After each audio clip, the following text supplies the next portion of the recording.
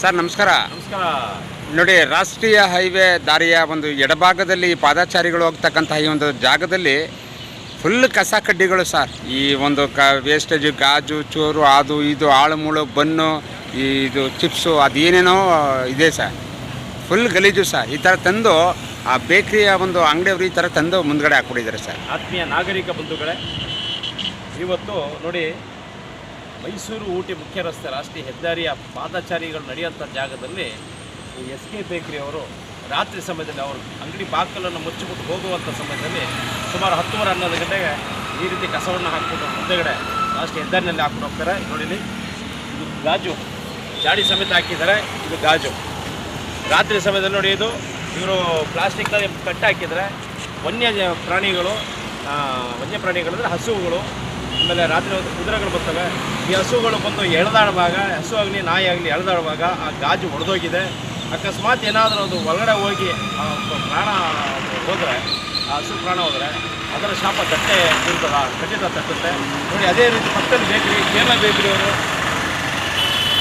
ಪಕ್ಕದಲ್ಲಿ ಕ್ಯಾಸಿನೋ ಬೇಕ್ರಿ ಅವರು, ಪಕ್ಕದಲ್ಲಿ ಕ್ಯಾಸಿನೋ ಬೇಕ್ರಿ ಎಷ್ಟು ಶಿಸ್ತಾಗಿ ಅದನ್ನು ಕಟ್ ಮಡಗಿದ್ದಾರೆ. ಆ ಕೆಲಸ ಇವ್ರು ಯಾಕೆ ಮಾಡ್ತಾ ಇಲ್ಲ ಅಂತ ಹಾಗೆ ತೊಗೊಂಡೋಗ್ಬೋದು. ಪ್ಲಾಸ್ಟಿಕ್ನಲ್ಲಿ ಹಾಕುವಾಗ ಈ ರೀತಿ ಎಲ್ಲ ಕಸ ಕಡ್ಡಿ ಎಲ್ಲ ಗಬ್ಬು ನಾರ್ತಾ ಇರ್ತಕ್ಕಂಥದ್ದು. ಹೇಳಿ ಕೇಳಿದ್ದು ರಾಷ್ಟ್ರೀಯ ಹೆದ್ದಾರಿ ಎಲ್ಲ ಹಲವಾರು ಅಧಿಕಾರಿ ವರ್ಗದವರು, ಗಣ್ಯ ವ್ಯಕ್ತಿಗಳೆಲ್ಲ ಬರುವಂಥ ಒಂದು ಮುಖ್ಯ ರಸ್ತೆ ಆಗಿದೆ. ಹಾಗಾಗಿ ದಯಮಾಡಿ ಸ್ವಯಂ ಜವಾಬ್ದಾರಿಯನ್ನು ವಹಿಸಬೇಕು ಅಂತ ಅಂಗಡಿ ಮಾಲೀಕರಿಗೆ ನಾನು ಮನವಿ ಮಾಡ್ಕೊಳ್ತಾ, ಹಾಗೆಯೇ ಪುರಸಭೆ ಮುಖ್ಯಾಧಿಕಾರಿಗಳಾದ ಶರವಣರವರು ಸ್ವಚ್ಛತೆಗೆ ಮೊದಲಾದ್ಯತೆ ಕೊಡ್ತಾ ಇದ್ದಾರೆ. ಅದೇ ರೀತಿ ಕೊಟ್ಕೊಂಡ್ಬರಬೇಕು. ಈ ಶಿಸ್ತು ಕಠಿಣ ಕ್ರಮ ವಹಿಸಬೇಕು, ಕಟ್ಟುನಿಟ್ಟಿನ ಕ್ರಮ ವಹಿಸಬೇಕು. ಬರೀ ಈಗ ಹೋದವರ ಥರ ನೋಡಿದೆ ನಾನು, ಆ ಜಾಹೀರಾತು ಅಲೌನ್ಸ್ ಮಾಡಿಸಿದ್ರು ಪುರಸಭೆ ವಾಹನದಲ್ಲಿ ಕಸವನ್ನು ಹಾಕಬೇಡಿ ಅಂತ. ಆದರೂ ಕೂಡ ಅಂಗಡಿ ಮಾಲೀಕರು ಯಾಕೆ ಈ ರೀತಿ ಮಾಡ್ತಾ ಇದ್ದಾರೆ ಅನ್ನೋದು, ಏನು ತಪ್ಪು ನಡೀತಾ ಇದೆ, ಯಾಕೆ ತಪ್ಪು ನಡೀತಾ ಇದೆ ಅಂತ ನನಗೆ ಗೊತ್ತಾಗ್ತಾ ಇಲ್ಲ. ಹಾಗಾಗಿ ದಯಮಾಡಿ ಪುರಸಭೆ ಮುಖ್ಯಾಧಿಕಾರಿ ಇದನ್ನು ಕಟ್ಟುನಿಟ್ಟಿನ ಕ್ರಮವನ್ನು ವಹಿಸಿ ಮುಂದಿನ ದಿನಗಳು ಈ ರೀತಿ ಆಗಬಾರ್ದು. ಯಾವುದೇ ಕಾರಣಕ್ಕೂ ರಾತ್ರಿ ಸಮಯದಲ್ಲಿ ಅವರು ಕಸವನ್ನು ಹಾಕಬಾರ್ದು.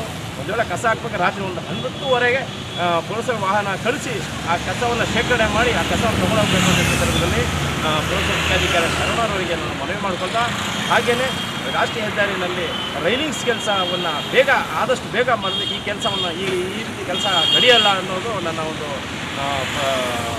ಭಾವನೆ. ದಯಮಾಡಿ ಆದಷ್ಟು ಬೇಗ ಈ ಪಾದಚಾರಿಗಳು ನಡೆಯೋಕ್ಕೂ ಅನುಕೂಲ ಆಗುತ್ತೆ. ದಯಮಾಡಿ ಆದಷ್ಟು ಬೇಗ ರೈಲಿಂಗ್ಸ್ ಕೆಲಸವನ್ನು ಮಾಡಬೇಕು ಅಂತ ಈ ಸಂದರ್ಭದಲ್ಲಿ ನಾನು ಒತ್ತಾಯಿಸ್ತೇನೆ. ಧನ್ಯವಾದ. ಬಾಳೇಶ್ ಸರ್ ನಮಸ್ಕಾರ.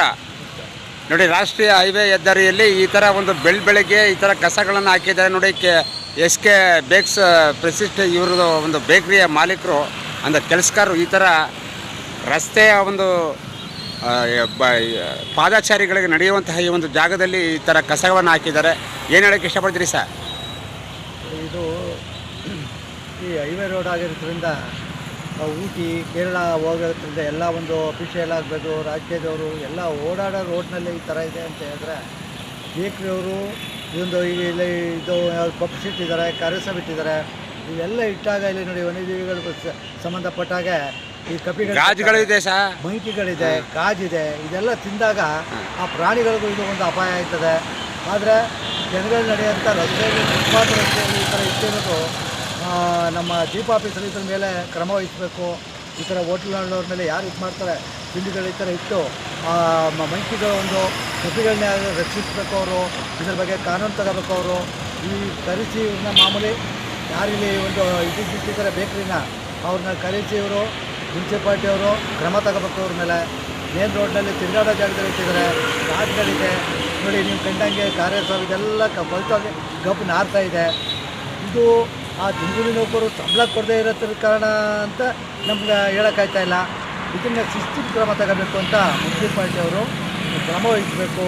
ರಾಷ್ಟ್ರೀಯ ಹೆದ್ದಾರಿ ಈಗ ಮುಖ್ಯಮಂತ್ರಿಗಳು ಈ ರಸ್ತೆಯಲ್ಲಿ ಈಗ ಬರೋದ್ರಿಂದ ರಸ್ತೆಯಲ್ಲಿ ನಮಗೆ ಇದನ್ನು ಶುದ್ಧಪಡಿಸಬೇಕು, ಈ ಥರ ಆಗಬಾರ್ದು ಅಂತ ಹೇಳಿ ನಮ್ಮ ಕರ್ನಾಟಕ ಗಡಿನಾಡು ವನ್ಯಜೀವಿ ಪರಿಸರ ಸಂಘದಿಂದ ವತಿಯಿಂದ